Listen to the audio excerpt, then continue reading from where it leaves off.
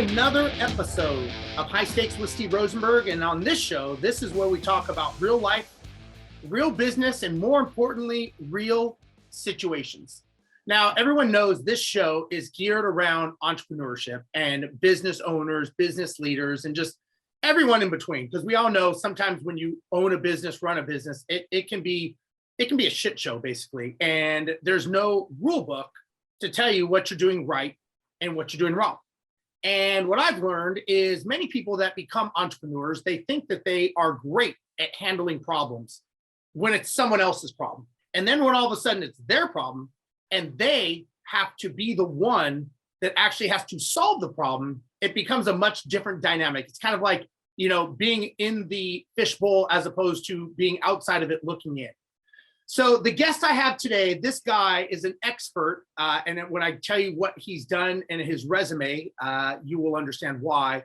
But in working with and dealing with leadership at extreme situations and how to basically understand how to get people through it and the different dynamics. So my guest today, he is a 22-year special ops veteran, U.S. military, did, is it 12 tours? Is that right, Phil? It is, yep, 12 deployments. 12 deployments in Eastern Europe and Afghanistan, Iraq, Philippines. The most impressive thing about this guy's resume is at the end where he has 8 kids. So I just, I don't know how that happens where you're able to deploy, come back and re-engage in that world. And actually that's more kids than there are days of the week. So somebody has to double up as far as that day. So I got to hear about that. But first of all, let me welcome Phil to the show. Phil, thank you so much for being here, man. Yeah, no, thank you, Steve. It's an honor to be here. And honestly, man, just thanks for just all the work you've done up to this point and the influence you've had on others. Thanks for the opportunity today. And most importantly, thanks for where you're going after this. And like I said, just kind of the message you carry forward. So yeah, it means a ton to be part of it. Appreciate it, brother. I appreciate you. And, we just observed Memorial Day, and thank you for your service. I'm sure you have a lot of memories as we talked offline a little bit. I'm sure some great, some bittersweet, and all of the above. So thank you for your service and everything you've done. I appreciate it.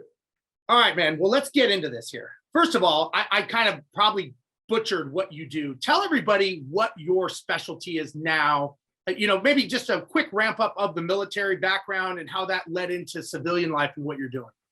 Yeah, absolutely. So, currently I'm the managing director of leadership for Allegro Group. It's a leadership organization that works on both getting the right leaders with the right organization, but also then kind of developing leaders within existing plans and helping organizations elevate their game and really on a sort of purpose-driven, value-based parameter. It's, we're not business consultants in that sense. What we're trying to do is help people kind of be in teams, be their genuine best operational. So we work with a spectrum of business. That's what I do now. And the path that led me there is, so first off, I was born at a very young age. And I started as a high school dropout. I was kind of going nowhere fast. And leaders had a really influential impact on my journey. So high school dropout, didn't know what to do, wasn't really qualified enough to hold down a job at McDonald's. So I went in the Canadian military. I'm from Canada originally. And it was there. I'm talking totally clueless. Showed up, had some leaders that, they saw potential in me that I didn't see in myself. And I think that's a hallmark of some pretty epic leaders. And actually, I'd say these guys are probably more mediocre to good leaders. They're nothing special. We're a conventional military, and they just, they did not let me settle. They pushed me, but at the same time kind of supported me and showed me the path. But I had no issues putting the boot in my ass. So that kind of snapped me out of things, woke me up, got me on track in life. I came down to the U.S. military. The commercials in the early 90s for the U.S. military were phenomenal. People were like driving motorcycles off helicopters and paddling rafts through swamps in the middle of the night. And I'm like, I want some of that. And so I came down. I was a dual citizen and enlisted in the U.S. military. Again, had some good leaders, some people who kind of inspired me, and they encouraged me to not just finish high school, but go to university, become a commissioned officer. So I did that. I went to Gonzaga University, did the RC program. Again, now I started to get in some really neat leaders, and there was actually a culture and a legacy of leadership within that particular program that left an indelible mark on me. And that, I didn't realize it at the time, but I look back at it now and see where they are today. And it's been ongoing for decades. So it's that whole reinforcing culture and legacy that carries forward. Came back in as an officer. I was fortunate enough to serve in 2nd Ranger Battalion for several years. So when Iraq kicked off in Afghanistan, time overlapped with Pat Tillman while he was there, and that was pretty special. Talk about someone who's a leader regardless of their role, rank, and position in organization. That's a great example. Then I became a Green Beret, served in 1st Special Forces Group for a while, and then went on to serve in some other special operations organizations within the U.S. Army and some sort of joint elements. But that was kind of what I did in the Army. Probably a lot more of an answer than you wanted, Steve. But how that transitioned into working with leaders across the spectrum of sports, business, and many other things. It then, when I got out, I started seeing, I went from having good leaders who mentored me to leading myself and having successes and failures in that realm, and really learning from both.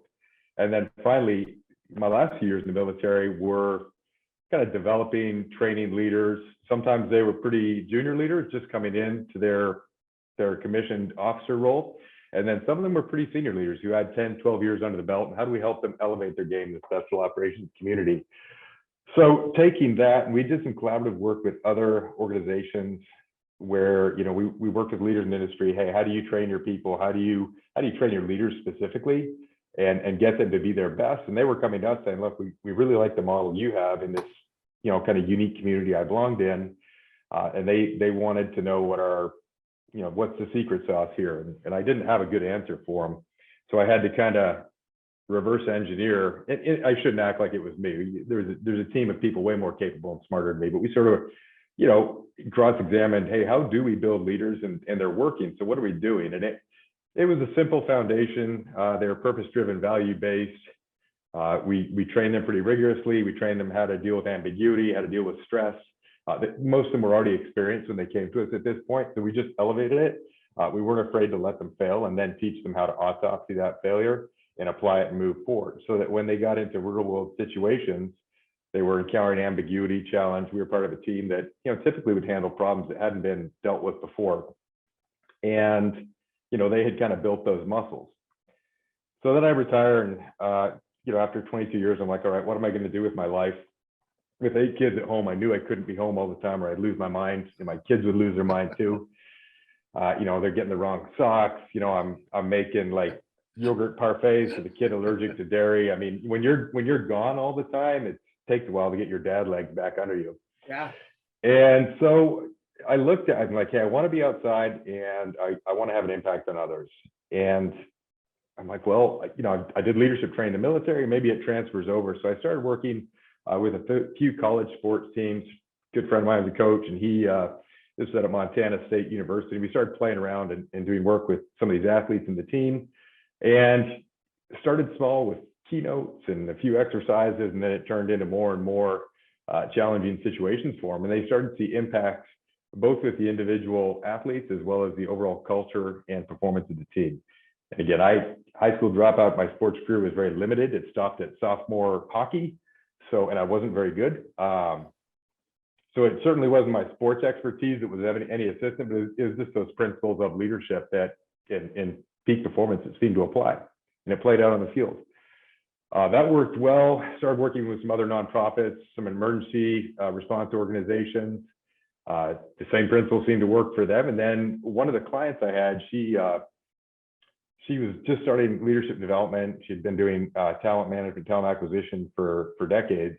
And she was getting into the realm of leadership development. And we started noticing we speak the same language, we see the same principles. She saw how I ran a pretty intensive program out in Yellowstone National Park, where we just take leaders, high-performing leaders, way out of their comfort zone.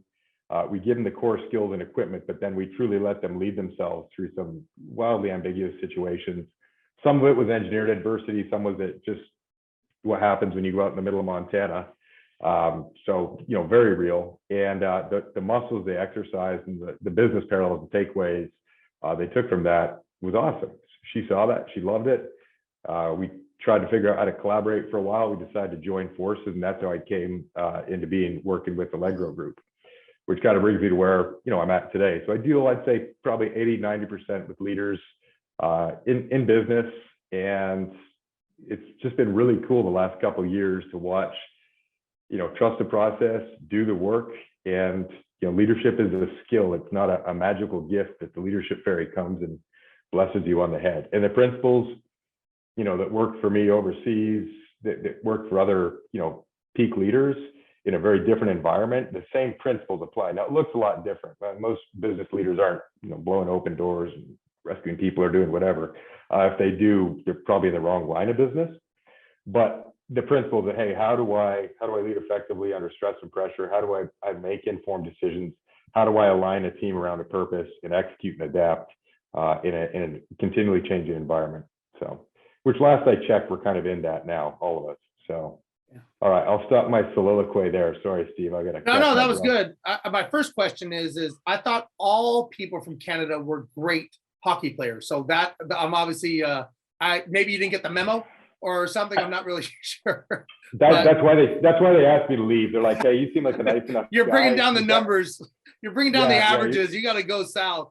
You're killing our stats. Like, maybe there's this great country to the south. Why don't you go see if you can participate? Yeah, there? Try feeding a bear or something. Maybe that'll be better. Exactly. All right. So let me ask you this. When it comes to working with leaders, right? Is there a common thread or common trait? If you took somebody that's a raw person and you look at, there's 5 people standing there, is there anything physically about them that you can go, that's a leader, that's not a leader, that may be a leader? Is there, from just a physical aspect to all of a sudden, how do you start getting into the traits that you go, okay, deselect, and maybe there's maybe 1 out of 5, or if that at all? How do you do that?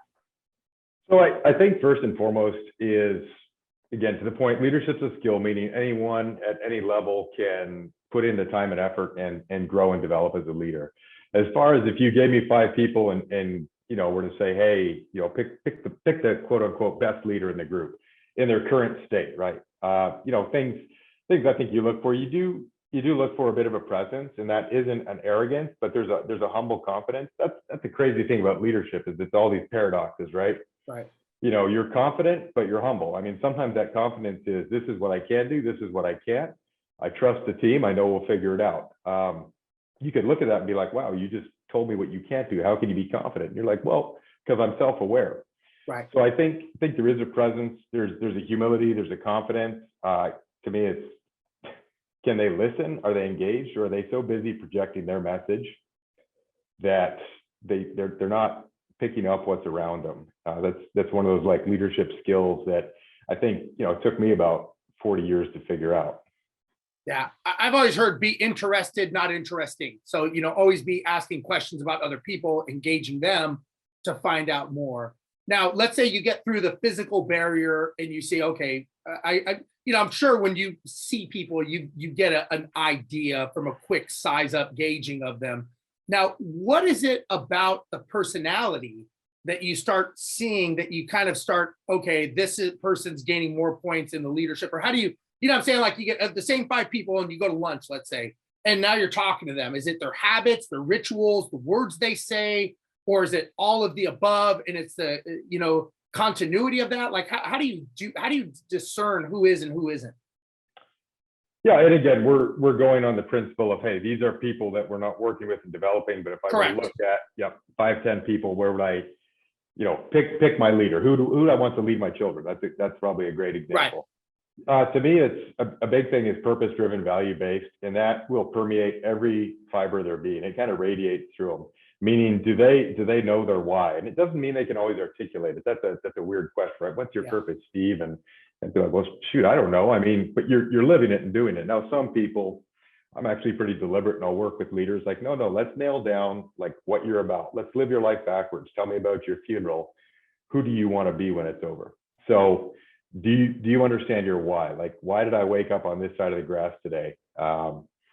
Number 2, value-based, meaning they have a series of principles, they have a moral compass, that these are kind of my non-negotiables that I live by and won't compromise. Maybe it's faith, integrity, discipline, and they don't have to tell you it, they show you it. It again permeates in a lot of what they do. So when I see someone, or you can kind of perceive them, there's just a level of focus that comes to someone who's got a clear purpose, and defining values. And you might not be able to articulate it, but they're there. That's someone I'm going to gravitate to as a leader. It's not how loud they speak or how much they know, what their posture and stance is. It's something a whole lot deeper. Now it will feed out into everything they do, and that's one of those things where when I watch someone who is truly like that, wherever they point the laser of their life at, they will typically excel over time. It's that whole saying, someone who has a why can endure almost any what. Meaning, if I know my purpose, I'll do the work. I've got the discipline, and you can knock me down 100 times, I'll get up 101, and I will eventually succeed in that area, unless it's hockey in my particular case. And then yeah, maybe, it wasn't my purpose. Maybe U.S. hockey, but definitely not Canadian. Okay, so let me ask you this now: when you're dealing with these people that are accomplished, high-level CEOs and other people, you're taking them into a very unknown, probably I'm guessing most of them is an unknown situation in Yellowstone. And, how do they normally react? Do they step up to it? Do they complain? Do they bitch? And are you just like, you gotta be effing kidding me? Like, really, this is what you're complaining about? I mean, how do some of these interactions happen with some of these high level, quote unquote, driven people when they're out of their element? So what's really interesting about it is we're very selective about who we'll bring out to this program. It's it's a significant investment in time and resources. It's pretty, we pour into them. And what I love about it is their journey, in my opinion, begins as soon as they commit to the program, which for most of them is probably about 3 or 4 months out. Every now and again, we'll have a late come in because the slot opens up. But it's, we will give them kind of a physical preparation program. We'll give them some technical training, and then we'll have them go through a series of really introspective questions where they kind of holistically assess, where am I at, physically, where am I at with my family, where am I at socially, business-wise, and they'll do this assessment, they'll lay down some goals. So they've already done quite a bit of work. And I tell them, I go, the actual coming together for a week and getting out in this environment, this is the icing on the cake. I go, you did all the hard stuff, getting mentally and physically prepared to come out here. You exercised the discipline, you focused on who you want to be and what you want to get out of this, and now we just execute. So I'll be honest, I have not had, we've run, multiple iterations of this program.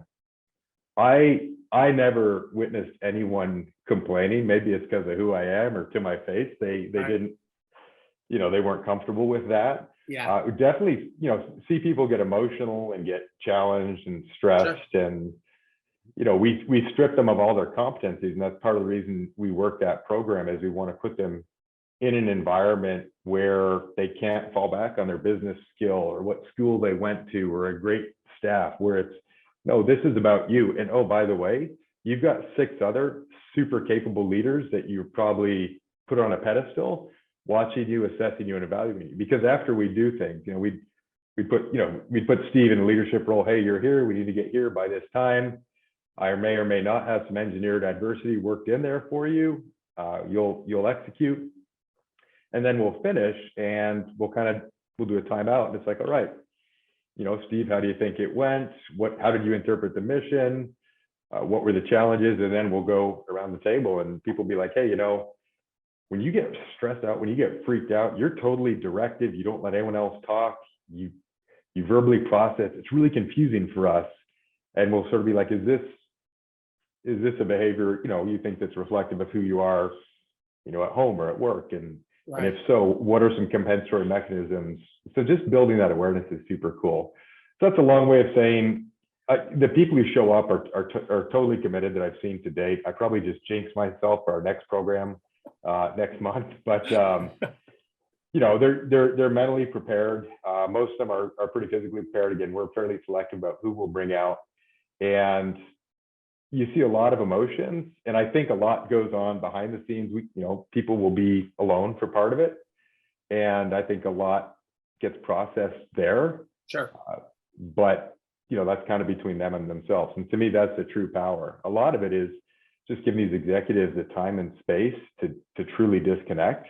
Mm-hmm. And be like, who am I? Where am I? Where do I want to be? And how do I get there? And Yeah. that's not something I can teach them. I just have to try to provide the environment and ask the questions, to your point. So, whether it's these leaders in this situation or leaders in general, the ones that are, really trying to build a business or build themselves, do you think people do this to become better, or do you think they do it to not become worse?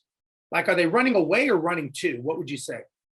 I think running too. I think when folks come out to this program, there might be like a aha or wake up moment of, hey, I'm really slipping in this one area. But I think they're doing it to become better, and not just in a, hey, I want to be better in the business aspect. I want to be, a better real estate developer. I want to be a better property manager. I want to run this commodity. It's more, hey, how do I just be a better, genuine person, going, hey, if I know my purpose, I know my values, I know what I'm about and who I want to be at the end of the day. If I've got that nailed down, I'm probably going to lead fairly effectively, especially if I'm checking the boxes and doing the steps to lead. And if I'm purpose-driven, value-based, I'm leading effectively, then whatever my business is, my team is going to elevate. I'm going to have an impact on them. So we don't really do, we can do damage control, but that's not really the principle. And sometimes we'll have organizations come to us with a challenge and they're like, hey, we communicate like crap. We have a lot of false harmony. We don't have candid conversations. We don't address problems. How do we fix that? And I'm talking about the Yellowstone program is a week long for individual leaders. We'll also work with C-suite and leadership teams to help them elevate their game. We have a system for that works effectively and is proven, but typically they're seeking improvement. Let me ask you this. Why, in your opinion, do leaders fail? Whether it's in the military, right? Leading people, or business, or just, leading a family. Like what is, I guess, is there a common reason why people fail as leaders? Is it lack of preparation, lack of having the why, lack of seeing the position they're in, or is it all the above? Probably all the above. And if I could answer that question, I'd probably be a gajillionaire, which I'm not really financially driven, so it wouldn't make a difference. But I think a lot of it is a failure to pay attention to kind of that personal foundation and that balance, meaning they get so invested in what they do that they forget who they are and why they do it. They start chasing numbers, they start chasing results. And I'm not saying that metrics are immaterial. That's how you sort of measure success. But if you're pouring everything into your business over a sustained amount of time, and I say sustained because there are periods where you have to sprint, right? Where you have to go all out. And you know what? Yeah, I'm working till 2 a.m. because this proposal needs to be done, or this is a no-fail mission and people depend on me. But over the long run, if you're relentlessly chasing the numbers, if you're one-dimensional in all business, that personal side of you crumbles and the physical piece falls away. When the family and the relationships fall away, I think all of a sudden you have nothing to fall back on. You have no deeper meaning, no faith, no family, no physical foundation, and it eats you alive from the inside. It gets lonely at the top.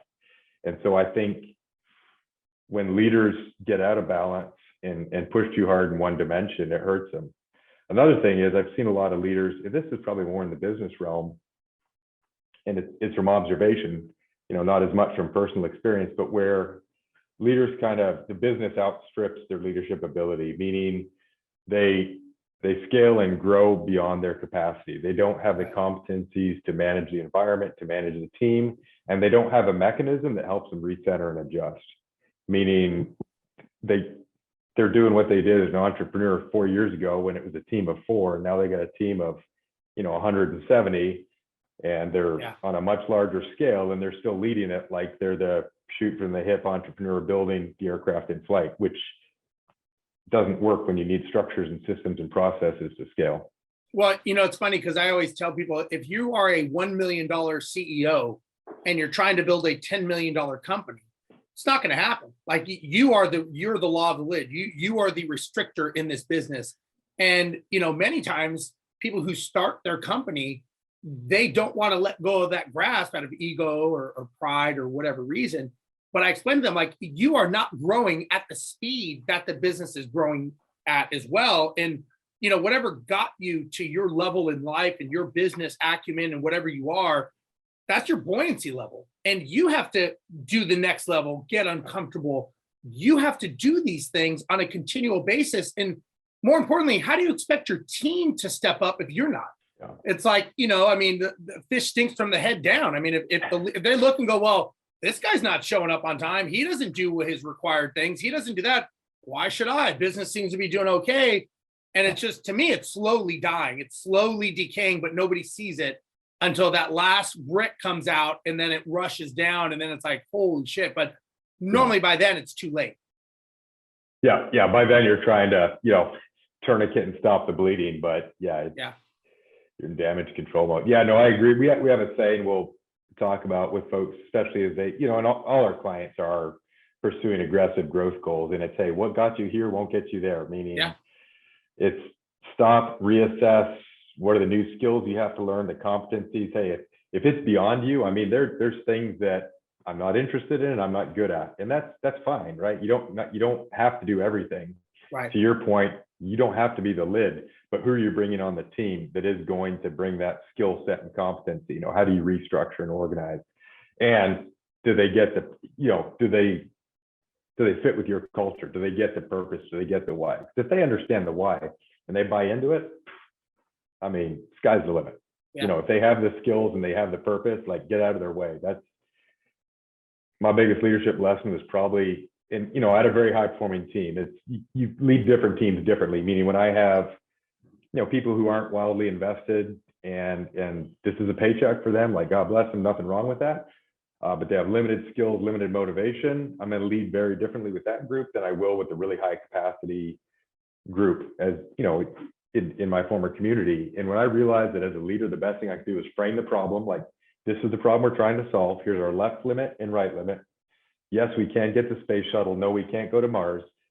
You guys are the experts. How do you want to solve it? They would come back to me with their courses of action. And now my job is to get approvals and get resources to execute and give that direction. Say, these are all great plans, but we're going with plan C. Let's run with it. Once I realized that I don't have to be the smartest person in the room, and never would be, that's when we really were able to kick it up a level. Well, and my perspective is, and I've met some pretty successful people, and my thing that I always remember is I've never had one of these people that have had big businesses or been very successful said that they did it all by themselves. I learned marketing, I learned sales, I learned operations, I learned accounting, and nobody helped me. That person doesn't exist. But yet most entrepreneurs think, if I just keep working harder, I'll push through. But I'm like, that hard work does not equate to success. I mean, you see it all the time. So, but it's almost like a lie we tell ourselves so that we don't have to get uncomfortable, or I'm not sure the actual reason, but it's a lie, right? Because they know the fact that being the hardest worker in the room, you'll be the most tired, but you're not necessarily going to be the most successful compared to someone who has a team of 10 and they're all working at 80% level of efficiency compared to you working at 98%. How much bandwidth do you have at some point? Yeah. Yeah. And I think even, you bring up something that I think is important is, what success look like, right? What is a successful business leader? If you focus on metrics, you can see a lot of people that can pull the switches and crank the dials real hard, and the numbers and the metrics look good on a relatively short-term basis, that 2 to 4 year point or whatever.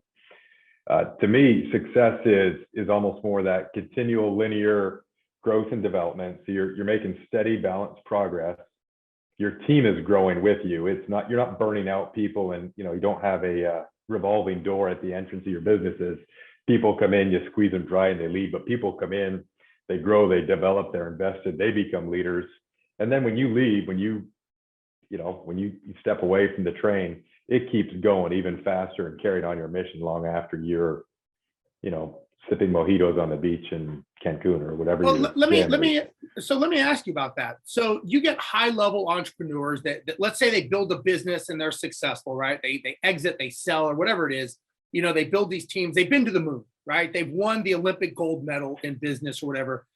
How do you stop them from, number one, reading their own press clippings, but number two, getting them re-engaged? That I remember reading a thing and they talked about astronauts and Olympic athletes have a very high rate of depression because you're not going back to the moon, right? You're probably not going to win another gold medal once you retire. So what do you do?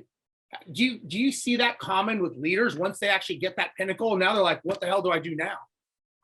Yeah, actually, that's a huge challenge, I think, with the veteran population. And again, coming from, Sure. again, my personal experience, you invest your entire adult life, literally from my 17th birthday till I was, 40, 45, I think. I was just the military and continually progressing and, life and death and all kinds of stuff. And then eventually you get off that train. I made a conscious decision of, hey, I wanted to invest my time as a father and a husband and grow and develop in other areas. And yeah, it's really disorienting. And to me, it comes back to taking that deliberate pause and going deep within yourself and going, why did I get the Olympic gold? Why did I go to the moon? Was it because the moon is a particular interesting place, or is it because I wanted to push my limits and be the best version of myself? And what does that look like now that I've achieved goal A? And I think there's, to me, a purpose transcends accomplishments, meaning, like I look at my purpose, hey, I want to personally push my limits. I want to connect and inspire with other people. And at the end of the day, I want to do good. That's independent of being, lieutenant colonel in the Army or being a dad, yesterday taking my kid fishing. I can apply that in any venue. So I think, after you win the gold medal in the business Olympics, which I didn't even know was a thing, so thank you for that education, is being able to pause and go, okay, I achieved success in this one realm. I deliberately decided to transition. Where do I want to focus my talent and my passion? And, where am I going to continue to learn and grow? Because I think most high achievers, that's an inner craving, right? Like I want to see, I don't want to stop. I don't want to settle. I hope my last, hour of life, I'm still learning something new and able to share it with someone and have an impact. Yeah, no, I get it. And I think to clarify, I don't think Canada has won any Olympic gold medals, but normally in the US and other places, we've won a couple. So that was wildly uncalled for and hurtful. Well, unless it's hockey, but we don't need to keep going there. And to caveat, and anyone who's listening from Canada will hate me for this, but because of the job I had in the US military, at one point, I finally had to step away from my Canadian citizenship, which became really ironic when we were doing, classified missions overseas, and we had a Canadian attaché officer with us. And I'm like, this is bogus that we're getting the same briefs and you're sitting there wearing a maple leaf on your shoulder and I got the stars and stripes and I had to get my citizenship. But life is not fair. You get used to it after a while, but I think true. Canada won some gold medals, different conversation for a different podcast for a different time. Agreed. Steve, curling. We crushed it. That, you know what? I actually have done that before. I was in Minnesota and I did that. And one time, I have to say, I was riding motorcycles through Canada and we stopped at it was like the Olympic curling. It was outside of Calgary. And it was like their Olympic training center. I mean, it was like a little building, but they called it the Olympic Training Center. But that was the curling Olympics. So we went in and they had a little museum and we toured it. And I thought it was actually very interesting. It's pushing a rock across ice and whatever works that you guys are champions at, I'm all for. So I am proud that I've seen that. You have to adapt to your environment when it's winter 10 months a year and good point. Off and on snow for the remaining 2, you've got to make the most of it. I agree. In the military, as well as for leaders, like how do you learn to block distractions? Nowadays, social media and all the other crap that we have, and how do you do that? And is it something you learned in the military? Has it evolved? Because maybe they didn't have as much. When I was growing up, they didn't have phones and all the other crap. Now that I have, so it's almost like we have to learn how to distractions as opposed to teenagers that grow up with it. What's your advice on that? Yeah. So first off, I think that's something that, for me personally, continually practicing, continually learning. And the second I take my eye off the ball, I'll be the first person to get distracted and deep dive something that has absolutely no value in and of itself. So it's a discipline and it's a practice. And I think focus is truly a skill and a muscle that we need to exercise. I think for me in the military, especially in those crisis situations, it's literally a life-saving skill. Sure. Your ability to go, what do I need to do now? And everyone has different roles. And I realized myself, like I I'm attracted to bright lights and loud sounds, because I'm human, and that's a survival mechanism that took 200,000 years to, get engineered in us. But that was wildly unhelpful when my job was to be the person who saw the big picture and can connect and communicate to outside assets and decision makers. So I after learning the hard way several times that this is who I am and how my brain works, I literally would have like checklists for myself. So we'd get in a crisis situation and think, bullets would be flying and an explosion. We'd have casualties. It's like, all right, take a knee. I have 11 other people here who shoot just as good as I do, if not better. They can handle that. My job is to make decisions, see the picture, get help where we can get help, and lead and guide through this situation. So I would, have a smart book for myself. And, there's people way more capable that they have that programmed in. And I knew the steps. It wasn't that I didn't know them, but it was when you have so much overload, stimulus, different inputs, being able to just take a knee and, okay, what's the process? What's the steps? What do I have to do now? Okay, well, we're going to get a medevac for these two guys. We're going to call for air support, and what's ironic is, years down the road, I was the guy on the other end of the radio, right? I'm at a higher level, and now my job is to figure out who gets what asset and how we best help them out. And you would see leaders who would get so overwhelmed in a given situation, and it's completely understandable. That's not me saying they're bad leaders. It's just a product of the environment.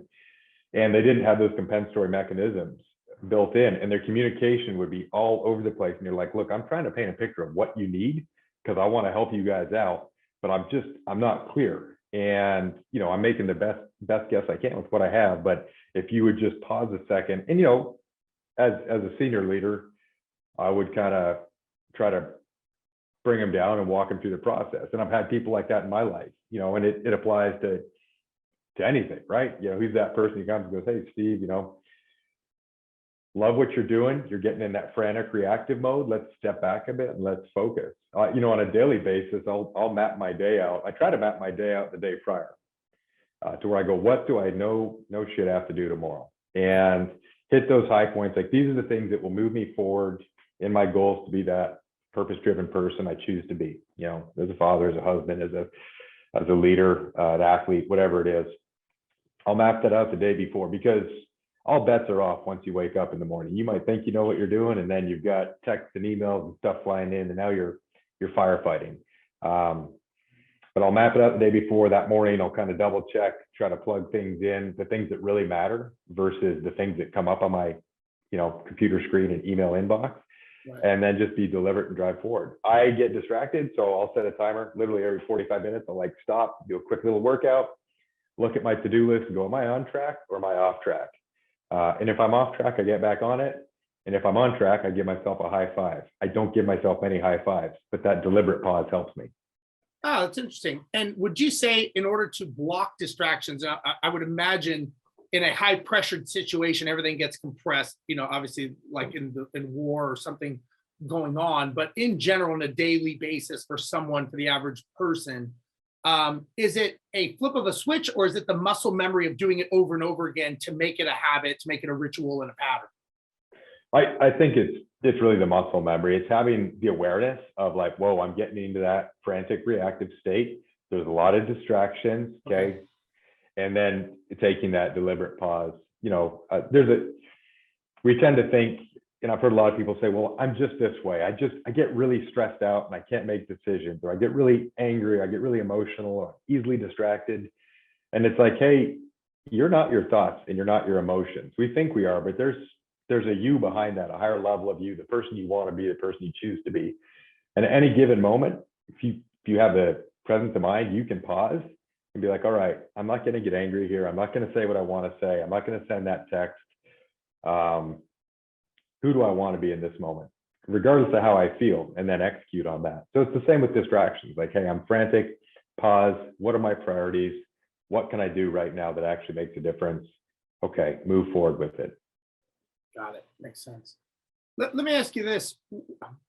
Is there any advice or anything that you've learned over the years that just sticks with you? It's like, that's the go-to, whether it was from, your hockey coach saying, get off the ice, or and head south, or like what, like in the military, is there anything that you always, that's kind of like your baseline that you're like, okay, I got to reset, I go back here, my day's off, my diet's off, everything's off, reset? Is there something you've learned over the years that does that? So, are you asking like basically when kind of overwhelmed by events, do I have a trigger, Yeah, like, or just like my bottom line, like kind of thoughts on leadership, life, and whatever? I'm just curious, like a lot of people, they'll say, like, like you had said, you've got your disconnect, you disconnect, kind of high five yourself, make sure you got that. But is there advice that you've learned? I guess let me rephrase the question. Is there something that you learned over the years, advice that was given to you, something that somebody said at some point that you always go back to remember? Yeah. So Jason Self is a sports psychologist. He has, I think, 10-Minute Toughness is the book. When I was, part of this training detachment and special operations community, one of my instructors passed it to me, and we'd have these really highly capable, ultra high performing leaders come through, and then they'd get in their own head and they'd stress out, and they had a really hard time with basic tasks, even though they were eminently capable. And this Jason Self book, 10-Minute Toughness, talks about, kind of these different mental rituals and rehearsals, breathing drills to kind of reset you. So I read that, it, worked for our folks in training, the men and women who are coming through. It helped them kind of disconnect from the pressure, refocus, visualize their best self, and reattack. And I actually incorporated that. That's kind of part of my morning routine. One of the things I'll do probably my first 15 minutes of every single day. And I'll still do that when I'm, if I feel myself getting a lot of pressure and stress, there's some focused breathing. I'll tell myself my purpose, tell myself my governing values, say who I want to be, and then step back into the fight. When I remember that, 10 out of 10 times, I'm a far better father, man, leader than if I just keep reacting and rolling with it and getting amped up. Yeah, just kind of a reset, just kind of reset yourself. Yeah, that's for me. And we literally use it for, folks in combat. Like, hey, you're coming in, you're 1 minute out, you breathe, you dump your heart rate, you focus on what you need to do, not on what could go wrong, but what needs to go right and how I'm going to make that happen. And, okay, so what do I have to do? Slow is smooth is fast. And then you just go into that moment. That's cool. It makes a huge difference. And yeah, like I said, now I do it when I'm like, I smell smoke, kids burning their curtains. Okay, I want to go in there and lose my mind, but let me recenter. Okay, first we'll get a fire extinguisher, then I'll be calm and explain to them why burning curtains is a bad idea. Curtains wildly flammable, by the way, especially if they're synthetic. Just gonna throw that out there. Safety tip. Got it. On high stakes podcast. I'm guessing you learned this coming back home, not in the military. Truth. Oh yeah, it's way scarier at home. Axe throwing on a trampoline, also dangerous. Good to know. Good to know. Well, Phil, let me ask you, what is next for you? Like, where does life take you as you progress down the road? So I think for me, really continuing to work with, leaders across a spectrum and really try to connect and inspire them to have a greater impact within their respective organizations. It's, what that looks like, what that vehicle is exactly, I'm not sure. It's pretty exciting that, the Allegro, the group I'm with right now, we're constantly adapting and trying new ways to elevate, our impact. Mm-hmm. So we're developing some new programs there. That's super cool. I do getting into executive coaching, which is a newer space to me, and that's been hugely rewarding just to follow up with people on an individual basis. And there's ongoing mentorship with a lot of leaders I've worked with, both in the military as well as some other civilian ones. Cool, because they just, we just maintain that relationship and continue to share pointers. And it's certainly not from the aspect of, hey, I've been there, done that, do what I say, and you'll be okay. I liken it to, hey, you might be in the hospital getting something worked on and trying to get healthy and get better.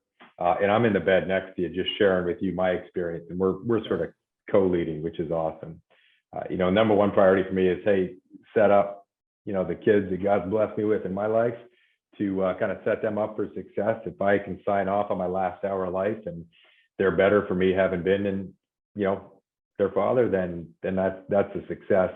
And then spiraling out from that, my wife, my friends, the people I worked with, are they better for me having been in their life? And if I can say yes on that, whether I was, a waste disposal expert or a school teacher or a commando or a leadership and business development person, then life is good. What the job title is far less important to me than the impact I hope to have. So that I've got two more questions for you, and I want to be respectful of your time. And that kind of goes into my last question of when you're done and you're retired, and when people talk about you talk about your funeral. What do you want people to say about you? Like, who were you? What did you stand for? What were non-negotiables? What do you want them to say? Yeah, I mean, I think for me, it's, hey, did he have integrity? Did he say what he did and did what he said? Was he someone who lived for a higher purpose? Was he consistent with his faith? Was he disciplined? Did he do the hard things? Did he embody love? And love to me is the whole thing. To me, love, people talk about what's the opposite of fear. And, I think love is that, when you put something higher than yourself. So, hey, did he embody love? Meaning, not, was it emotional? Did he say the words? But did he do acts of self-sacrifice on a, on a continual basis, especially when it hurt? We just passed Memorial Day. The people I reflect on embodied love of others, love of nation, love of a higher calling. And then the last is excellence. Given what I started with, did I continually strive to make the most of it? We all begin life with kind of a different set of cards, right? And it's kind of how we play them and what we do with them is what really matters. I don't know anyone else's story. I barely know mine, but did I make the most with what I was given? And if people go, yeah, he did, man, that was a good life right there, whether that's today or whether that's in, 40 years down the road. Cool. All right, man. One last question for you. If you could have whether it's a whiskey or beer, coffee, water, whatever, with someone, and whether they're alive or dead or even fake or imaginary, who would you want to talk to, and what would you talk to them about? Anyone you want. I'm on this big Stoic kick, so it'd have to be Marcus Aurelius. He wrote Meditations. He's was a Roman emperor and philosopher. Lived humbly, got it done. Was all about just doing the right thing and whatever the cost. So I don't know what they drank in 360 AD or whenever he was around. I probably wouldn't like it, so I would ask him to have a Midas Crush IPA with me in Bozeman, Montana, looking out at the Bridgers, and we'd talk. We'd probably need an interpreter. That'd be cool, man. What do you have a favorite book that you like to read or that you've read that has impacted you? Oh man, there has been a ton. I think to me, my core book way back when, it's an oldie but a goodie, 7 Habits of Highly Effective People. Yeah. I read it on a 22-hour plane flight once going overseas. I was actually coming back from overseas, and I'd say that became foundational in my life. But then just quick, applicable, good stuff, man, so many. I like Atomic Habits by James Clear, yeah. And then Mind Hacking by John Hargraves, another really fun read. So if you want to go deep and you're okay with kind of dry but meaningful stuff, 7 Habits. If you want something to execute now, Atomic Habits is a good one by James Clear. If you want a fun read that's remarkably powerful, is Mind Hacking by John Hargraves. You asked for one, I gave you 3. I apologize. No, that's good. Do you like to read or Audible? I do more Audible whenever I'm doing it, just because I have a hard time sitting down in one place for a long time. I like to read, but if I'm on the road a bunch, Audible is my go-to, and actually podcast. So yeah, me too. But if I get the time and space, I retain stuff reading much better, just the way my brain works. Yeah, I get it. I 100% agree. I just have a hard time sitting still without fidgeting. So again, that's a distraction that I have to get better at, which I will. They need to come up with really good comic books, really good comic books on how to be a better human. Then I would be all about it. We might have just invented something there. We may have. Trademark Phil Kornachuk. I got that. That's right. Well, actually, comics for leaders who don't lead good. There's a book that you had talked about earlier. It's called What Got You Here Will Not Get You There. And it's by a guy named Marshall Goldsmith. And I read it, and it's a comic book style book.